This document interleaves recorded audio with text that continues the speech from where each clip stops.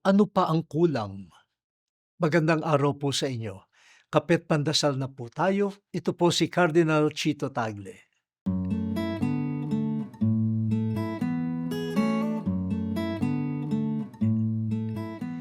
Ano pa ang kulang?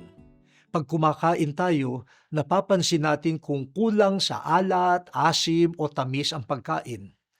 Pag naglalakad sa bahay o kalye, nakikita natin kung kulang sa ilaw. May mga painting na kulang sa tingkad ng kulay. Pati sa ating pagkatao, alam natin kung saan pa tayo kulang.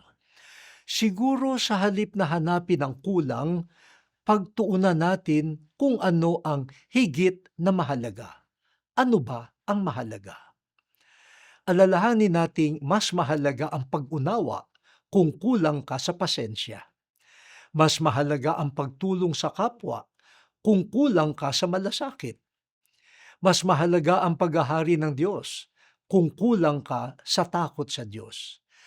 Kaya tayo nagkukulang sa mga values ay dahil hindi malinaw sa atin kung ano ang mahalaga.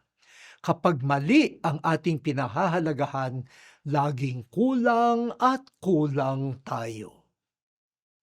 O Diyos, hanapin nawa namin ang tunay na mahalaga upang mapunuan ang mga pagkukulang. Amen.